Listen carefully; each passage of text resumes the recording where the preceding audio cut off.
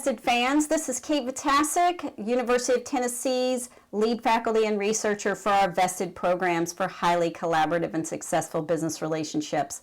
Today's Vested for Success video tutorial series is about building trust and getting comfortable putting elephants in the room.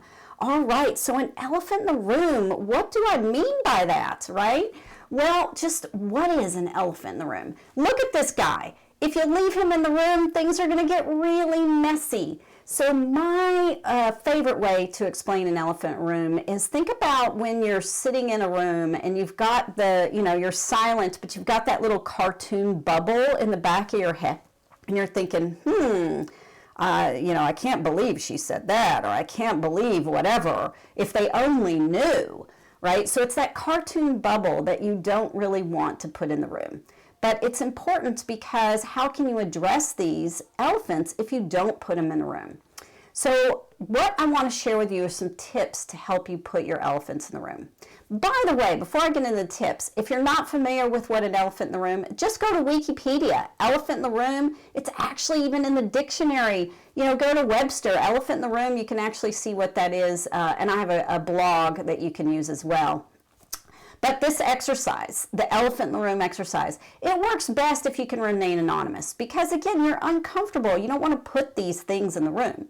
So here's a great way to do it. Give everyone sticky notes and have them spend 3 to 5 minutes, write down their elephants in the room. Don't put their names on it. Fold them up, stick them in a bowl in the front of the room, and then go on break.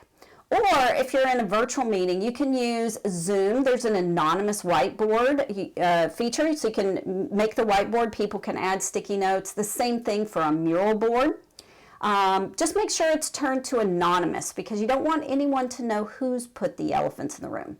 And of course, I always recommend having your standing neutral or CDA coach facilitating this exercise. They are a fantastic resource to create a very comfortable setting for people to talk about things that aren't so comfortable.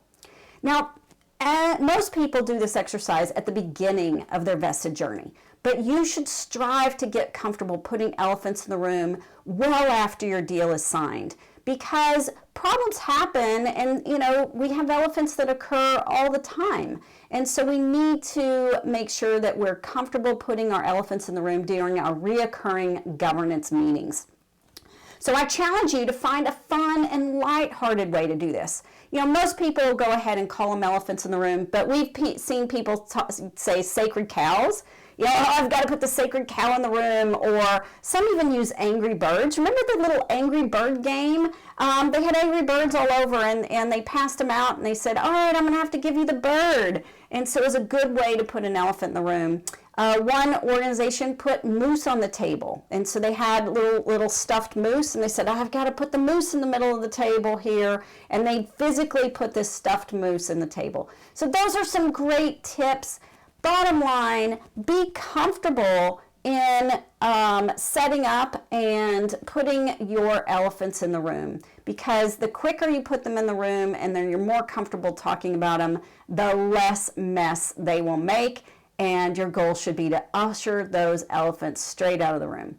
If you have any questions, reach out. I can be reached at vestedfaculty@utk.edu.